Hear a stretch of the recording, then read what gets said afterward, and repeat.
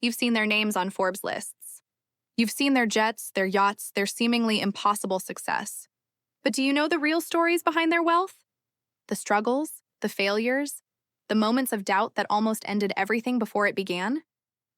Today, we're not just looking at net worth numbers. We're uncovering the shocking, inspiring, and often surprising ways the world's richest people actually built their fortunes. Forget the myths. Forget the simplified versions you've heard. We're going deep into the real journeys, from garage offices to global empires, from near bankruptcy to unimaginable wealth. Host. I've spent months researching their early interviews, biographies, and business records. And what I found will change how you think about wealth forever. Let's meet our 7 case studies of extraordinary wealth creation. Chapter 1. Jeff Bezos, the Garage Empire Builder, 1,500 words. Let's start with the man who redefined retail, Jeff Bezos. The story you've probably heard: he started Amazon in his garage and sold books online. True, but that misses the entire point. The real story isn't what he did, it's why and how he did it. In 1994, Bezos had a comfortable, high-paying job at a Wall Street hedge fund. He was 30 years old, making great money. Then he discovered a shocking statistic. Internet usage was growing at 300% per year. He saw a wave coming, a massive technological shift, and he had a choice: ride that wave or watch it pass him by. He developed what he called the regret minimization framework. At age 80, would he regret not trying this? The answer was clear. So he quit his job, drove cross-country with his wife, and started Amazon in a rented garage in Seattle. But here's the crucial part everyone misses. Amazon didn't become Amazon because it sold books. It became Amazon because of Bezos' insane customer obsession and long-term thinking. While other companies focused on quarterly profits, Bezos was willing to lose money for years to build infrastructure and customer trust. He famously said, "If you double the number of experiments you do per year, you double your inventiveness." Amazon's success is built on thousands of failed experiments and a few massive winners. The turning point. The real turning point wasn't selling the first book. It was surviving the dot-com crash of 2000-2002. Amazon's stock dropped 95%. Critics called it Amazon.toast, but Bezos stayed focused on his long-term vision while cutting costs ruthlessly. That survival instinct, more than anything else, created the resilience that would later power AWS, Prime, and everything else. Key takeaway. The lesson from Bezos isn't start an online bookstore. It's identify a massive technological shift, obsess over your customers, and play the long game when everyone else is playing quarter to quarter. Chapter 2. Elon Musk, the Risk Engineer, 2,600 words. If Jeff Bezos is the master of long-term thinking, Elon Musk is the engineer of existential risk. His story isn't just about building companies. It's about betting everything, repeatedly, on visions most people thought were impossible. After selling PayPal to eBay for $180 million, Musk could have retired comfortably. Instead, he invested $100 million into SpaceX, $70 million into Tesla, and $10 million into SolarCity. By 2008, he was out of money and both companies were failing. This is the real Musk story that few appreciate. In 2008, Tesla was burning cash, SpaceX had 3 failed launches, and the global financial crisis made raising money impossible. Musk was sleeping on the Tesla factory floor and borrowing money from friends just to pay rent. He later said, "I felt like I was watching my children die." The turnaround came in 2 miraculous months. First, SpaceX's 4th launch succeeded, securing a $1.6 billion NASA contract. Then, Tesla secured last-minute funding on Christmas Eve 2008, hours from bankruptcy. Musk didn't just risk his money, he risked his entire reputation and mental health. The pattern. What's fascinating is how Musk approaches risk. He uses first principles thinking, breaking down problems to their fundamental truths rather than relying on analogy. When people said rockets were too expensive, he calculated the raw material cost and built his own. When people said electric cars were impractical, he built the battery technology himself. Key takeaway. The Musk lesson. Extraordinary wealth comes from solving extraordinary problems. But be prepared to risk everything, multiple times, and have the technical depth to challenge entire industries. Chapter 3. Bernard Arnault, the luxury architect. Hard site in 400 words. While Bezos and Musk built new industries, Bernard Arnault mastered an old one, luxury. But his approach was anything but traditional.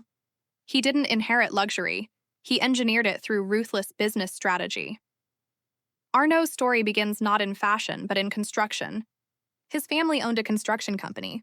In 1984, he noticed something interesting. The French government was selling assets, including the struggling textile group Buffett, which owned Christian Dior. He convinced his family to mortgage their business, bought Buffett for essentially nothing, and immediately sold off all assets except Dior. His strategy was revolutionary in luxury: identify heritage brands with untapped potential, install young creative talent, maintain artistic integrity while scaling globally, and create massive desire through scarcity and storytelling. He didn't just sell handbags, he sold dreams and status. The creation of LVMH was a corporate masterpiece. He merged Moet Hennessy with Louis Vuitton, then fought a brutal takeover battle to gain control. Once in charge, he began acquiring everything from Dom Perignon to Tiffany & Co., creating the largest luxury portfolio in history. Key takeaway. Arnault's lesson: wealth can be built by seeing value where others see tradition. By combining artistic vision with corporate discipline, he turned heritage into a global money-making machine. Chapter 4. Warren Buffett, the compounding machine, 1,500 words. If there's one person who proves that patience and consistency beat brilliance and timing, it's Warren Buffett. But the real Buffett story isn't about stock picking. It's about building a compounding machine. Buffett's entrepreneurial journey began at age 6, selling chewing gum door to door. By 11, he was buying stocks. By 16, he had made the equivalent of $53,000 in today's money from various businesses. But his real breakthrough came when he discovered Benjamin Graham's value investing philosophy. The common myth is that Buffett built Berkshire Hathaway. The truth is more interesting. He originally bought it as a classic value investment, a cheap textile company. But he quickly realized the real value wasn't in textiles. It was in Berkshire's cash flow, which he could use as a vehicle to buy other businesses. Buffett's genius was creating a structure where insurance float, the premiums paid by policyholders, provided him with essentially free capital to invest. This float became the engine of his compounding machine. While others paid for capital, Buffett got paid to use it. The real secret. The real secret to Buffett's wealth isn't stock selection. It's the structure of Berkshire Hathaway. He created a permanent capital vehicle that could compound returns over decades without the pressure of quarterly earnings. His most famous quote says it all: "Our favorite holding period is forever." Key takeaway. The Buffett lesson: build a system that allows your money to compound uninterrupted for decades. Sometimes the structure of your wealth matters more than the individual investments. Some empires are built through ruthless intention. Others, like Google, emerge almost by accident from academic curiosity. The real story of Larry Page and Sergey Brin is about how they turned a research project into a company that organizes the world's information. In 1996, Page and Brin were PhD students at Stanford who hated each other when they first met. Their research project, called Backrub, was based on a simple but revolutionary insight. The importance of a web page could be measured by how many other important pages linked to it, PageRank. The most fascinating part of their story? They tried to sell Google. In 1999, they approached Excite CEO George Bell and offered to sell Google for $1 million. He refused. They lowered the price to $750,000. He still refused. They literally couldn't give their company away. Google's real business innovation wasn't search, it was AdWords. When they introduced their self-service advertising platform in 2000, they created a money printing machine. But here's what most people miss. Their "Don't Be Evil" motto wasn't just PR, it was a strategic decision to maintain user trust while monetizing attention. The culture of innovation. Page and Brin's lasting contribution might be their approach to innovation. The famous 20% time policy, where engineers could spend one day a week on personal projects, gave birth to Gmail, Google News, and AdSense. They built a system that systematized innovation. Key takeaway. The Google lesson: Sometimes the best opportunities can't be sold because their value isn't obvious. Build something so valuable that the market has to come to you, and create systems that encourage continuous innovation. Chapter 6. Mukesh Ambani, the legacy multiplier, 300 words. Some inheritors maintain family fortunes. Others, like Mukesh Ambani, multiply them 1,000-fold. His story is about taking a substantial inheritance and turning it into one of the world's most valuable companies through visionary risk-taking. When Mukesh's father, Dhirubhai Ambani, died in 2002 without a will, he left a massive textile and petrochemical business. But the company was at a crossroads. Mukesh saw something his father's generation didn't: the coming digital revolution in India.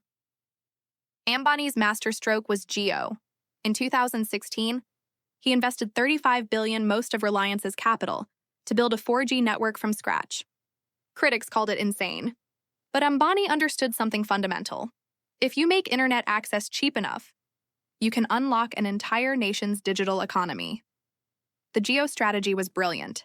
Give away free service for 6 months, acquire 100 million users, then monetize through apps and services. Within 3 years, Jio had over 400 million subscribers and had fundamentally transformed India's digital landscape. The modernization play. Ambani didn't just expand his father's business, he completely transformed it. He took a traditional conglomerate and turned it into a tech giant while simultaneously building the world's largest oil refinery. His ability to operate at massive scale in both traditional and digital industries is unprecedented. Key takeaway. The Ambani lesson: inheritance isn't about maintaining what you're given, it's about using it as a platform for transformation. The biggest opportunities often lie in bringing outdated industries into the modern era. Chapter 7. The 5 Universal Principles of Wealth Creation, 300 words. After studying these 7 extraordinary journeys, patterns emerge. While their industries and personalities differ dramatically, they all share 5 universal principles. And the good news? These are principles anyone can apply. First, see what others don't. Bezos saw the internet wave before most people understood what a browser was. Musk saw that rockets could be reusable when experts said it was impossible.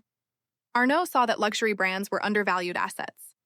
Wealth creation begins with seeing value where others see nothing special.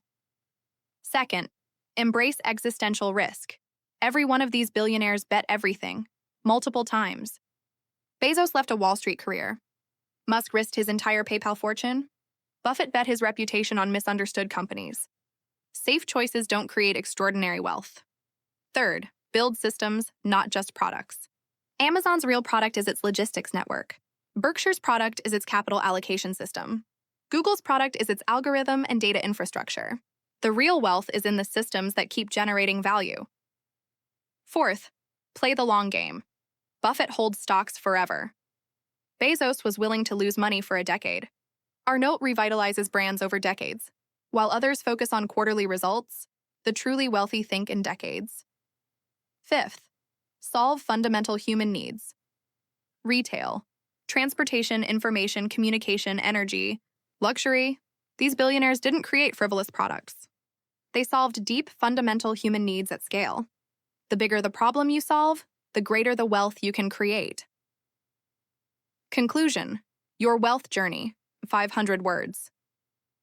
Looking at these stories, it's easy to feel like these people are from another planet. But remember, Bezos started in a garage. Musk was sleeping on his factory floor. Buffett was a kid selling gum door to door. The real lesson isn't about copying what they did. It's about understanding how they think. They saw opportunities others missed. They took risks others avoided. They built systems others couldn't imagine. And they played a much longer game than anyone thought possible. Your challenge. So here's my challenge to you. Look at your own life and career.